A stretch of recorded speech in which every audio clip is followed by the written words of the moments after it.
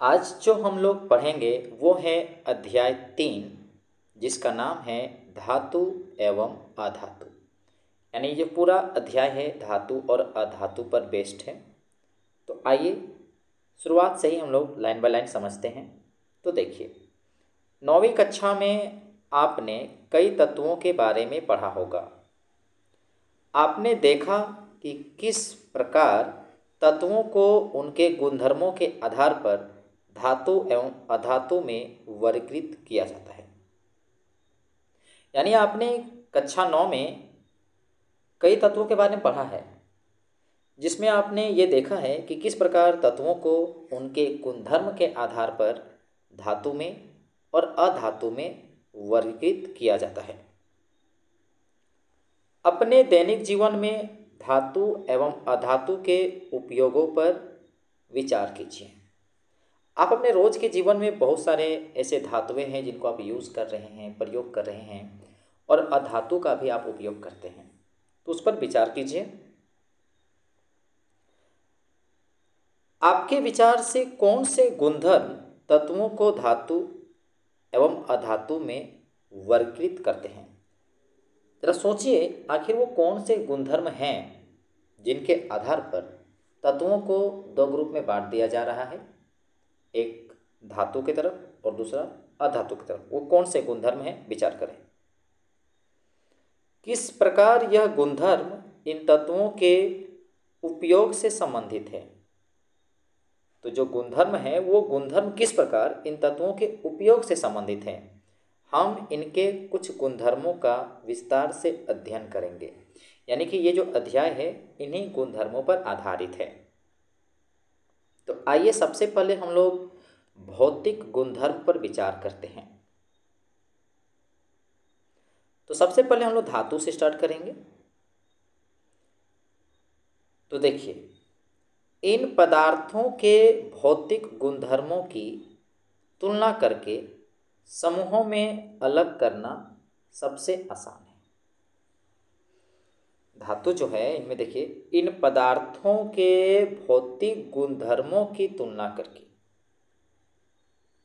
यानी यहाँ पर जो तुलना होगा वो भौतिक गुणधर्म से होगा, और भौतिक गुणधर्मों की तुलना करके समूहों में अलग करना सबसे आसान है। इनके अध्ययन के लिए हम निम्नलिखित क्रियाकलापों की सहायता लेते हैं। यानी जब इसको भौतिक गुणधर्म पढ़ेंगे तो हम लोग कुछ क्रियाकलाप देखेंगे और उस क्रियाकलाप के माध्यम से इनके गुणों को समझेंगे। और यह अनुभाग 3.1 से 3.6 में दिए गए क्रियाकलापों के लिए निम्नलिखित धातुओं iron, copper, aluminium, magnesium, sodium, lead, zinc तथा आसानी से मिलने वाली कुछ अन्य धातुओं के नमूने इकट्ठे कीजिए। देखिए, हम लोग जो क्रियाकलाप करेंगे वो क्रियाकलाप जो है 3.1 से शुरू होगा से 3.6 तक चलेगा। और इस क्रियाकलाप में हम लोगों को निम्न धातुओं की आवश्यकता पड़ेगी। तो जिन जिन धातुओं की आवश्यकता पड़ेगी, यहाँ कुछ धातुओं के नाम दिया है, जैसे कि iron, copper, aluminium, magnesium, sodium, lead, zinc तथा आसानी से मिलने वाले कुछ अन्य धातुओं के इकट्ठे कीजिए। तो आइए अब हम लोग क्रियाकलाप 3.1 से स्टार्ट करते हैं। आयरन, कॉपर, एल्युमिनियम और मैग्नीशियम के नमूने लीजिए। यानी कि 4 आपको धातु लेना है, आयरन, कॉपर, एल्युमिनियम और मैग्नीशियम। प्रत्येक नमूना कैसा दिखाई देता है उस पर ध्यान दीजिए। इस बात पर नोट करना है कि ये सभी किस तरह दिखाई दे रहे हैं। उसके बाद क्या करना है, रेगमाल से रगड़कर, जो जंग हटाने वाला जो होता है, तो रेगमाल से रगड़कर प्रत्येक नमूने की सतह को साफ करके उसके स्वरूप पर फिर ध्यान दीजिए। देखिए, पहले हो सकता है गंदा हो, तो उसको रेगमाल से रगड़ने के बाद उसकी सतह जब साफ हो जाएगी तो फिर से उसको ध्यान से देखिए। अपने शुद्ध रूप में धातु की सतह चमकदार होती है। तो आप यहाँ पाएंगे क्या कि अपने शुद्ध रूप में जो धातु की सतह होती है वो चमकदार होती है। धातु के इस गुणधर्म को धात्विक चमक कहते हैं। तो यहाँ पर इस लाइन से समझ में आ रहा है कि धातु जब वो शुद्ध रूप में होती है अपने, तो वो चमकदार होती है, और धातु के जो चमकदार होने का जो गुण है उसे धात्विक चमक कहते हैं। तो ये जो गुण है धात्विक चमक, ये भौतिक गुण हो गया।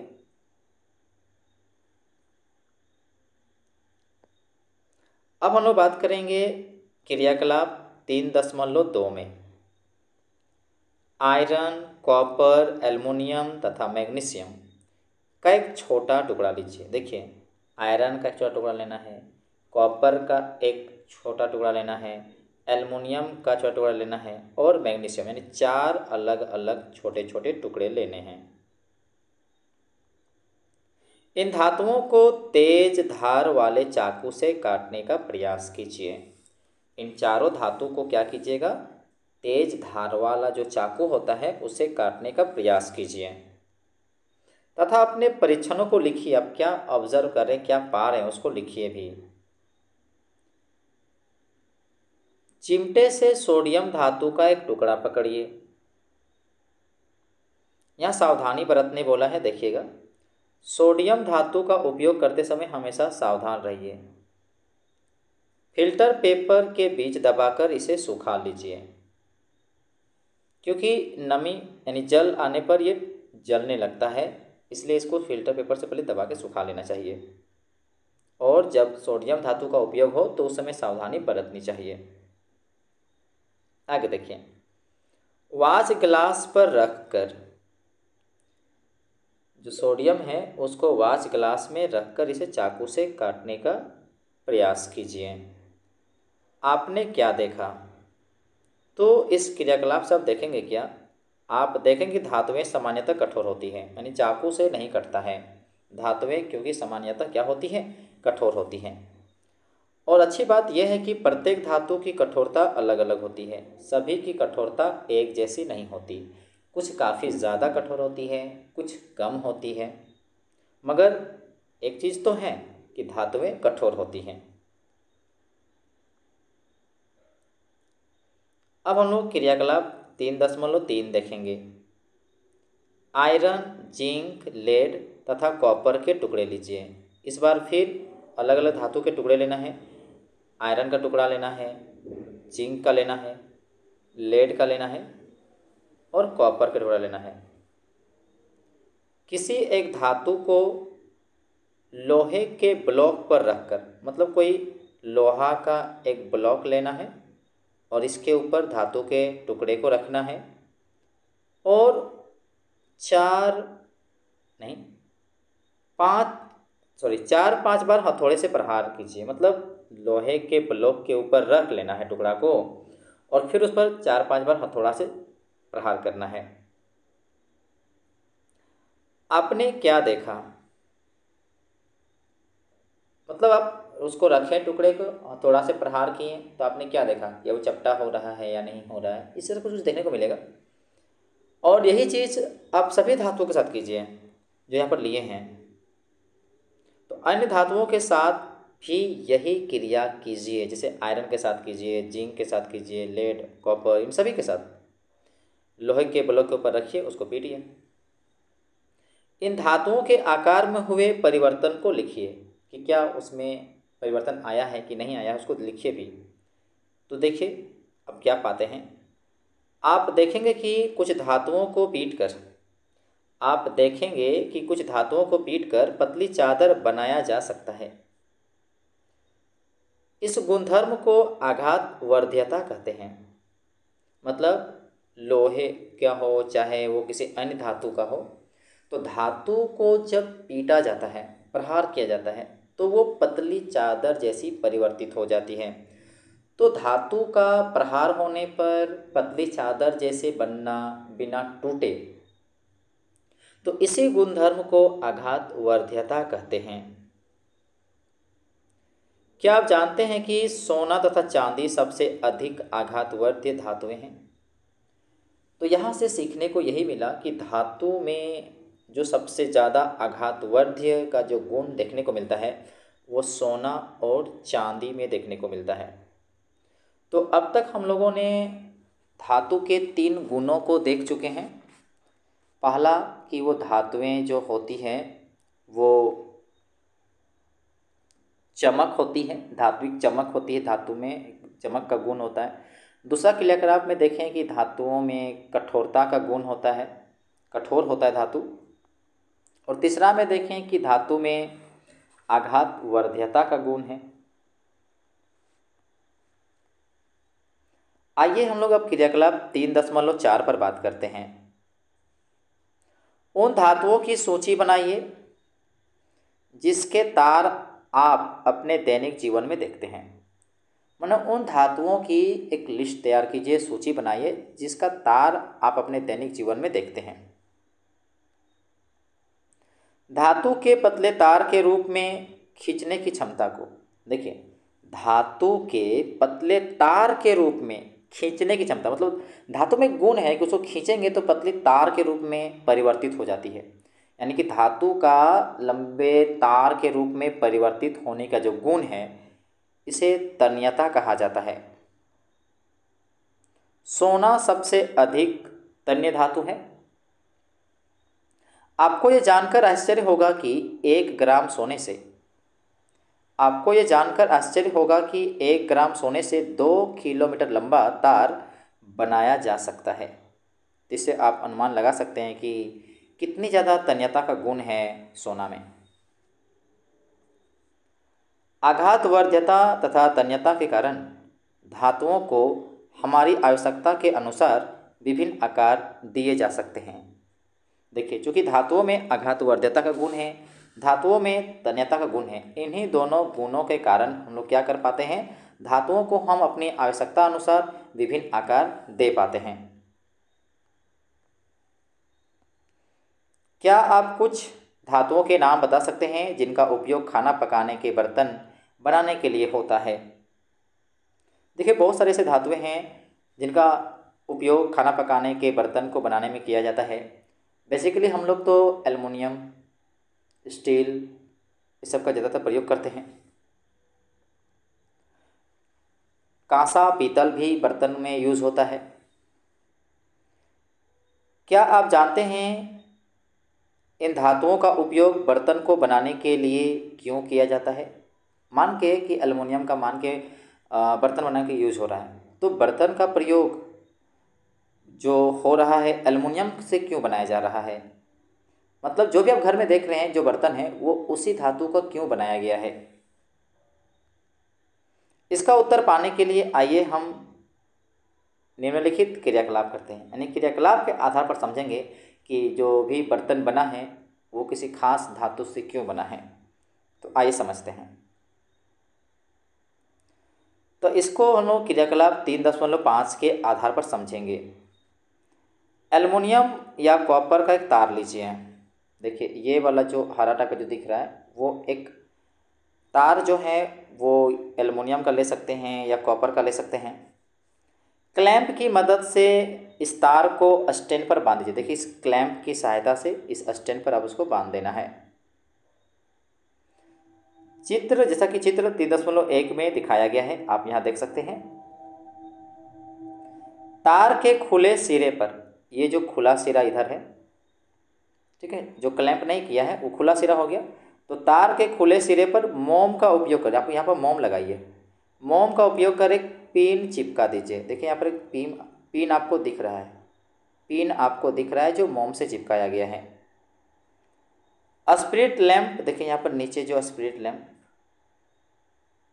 या मोमबत्ती या बर्नर से क्लैंप के निकट तार को गर्म कीजिए। मतलब क्लैंप के जो सामने जो ये जो क्लैंप है इसी के सामने, मैंने इधर किनारे तरफ नहीं, क्लैंप की तरफ गर्म कीजिए।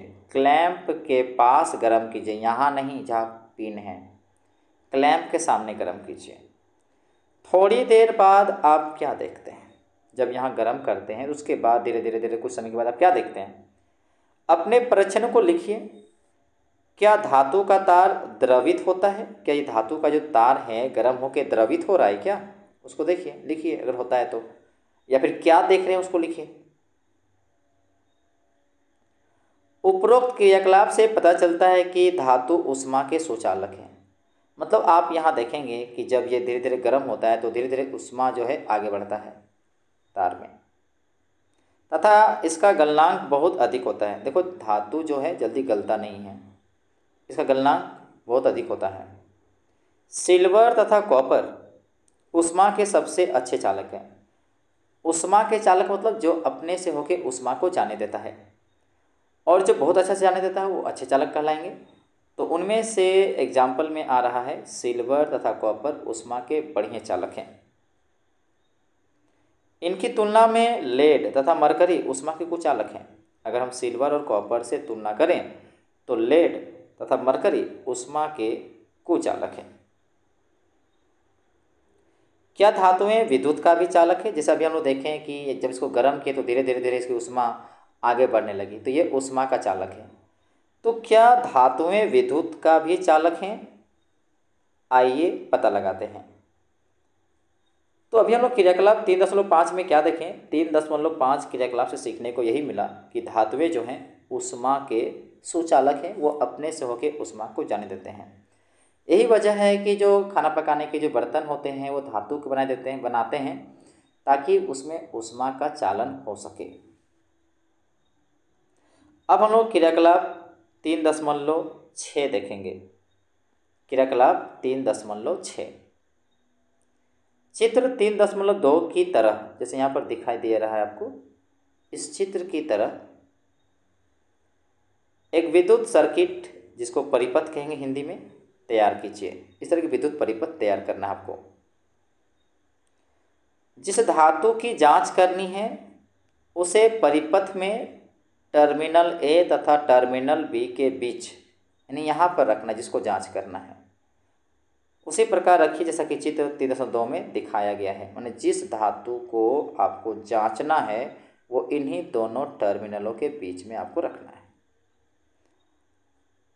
क्या बल्ब जलता है, इससे क्या पता चलता है? अगर मान के कोई यहाँ पर नमूना रख दें धातु का, इसमें दोनों कलम के बीच में, अगर ये जल रहा है तो इसका मतलब यही हुआ कि इससे, यानी कि उस धातु से विद्युत धारा जा रही है।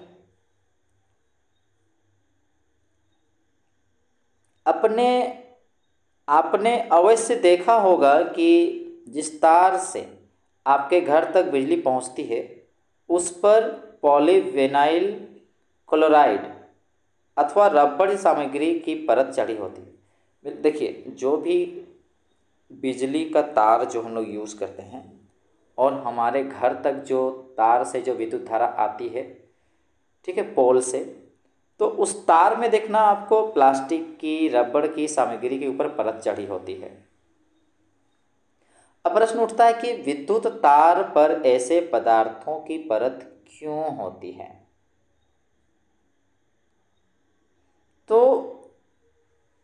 रबड़ या पॉलीविनाइल क्लोराइड जैसे पदार्थों की परत इसलिए होती है क्योंकि ये जो पदार्थ हैं विद्युत के कुचालक हैं, उससे विद्युत धारा प्रवाहित नहीं होती। अगर हम किसी कारणवश उसे छू देते हैं तो हम पर विद्युत धारा नहीं आएगी, क्योंकि वो सभी, जैसे कि पॉलीविनाइल क्लोराइड और रबड़, विद्युत के कुचालक हैं।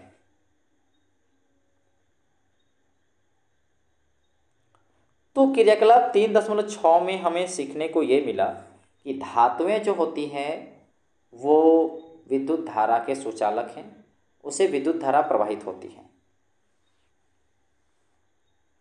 जब धातुएं किसी कठोर सतह से टकराती हैं, कोई धातु मान लेते किसी कठोर सतह से टकरा रहा है, तो क्या होता है? क्या वह कोई आवाज़ उत्पन्न करती है?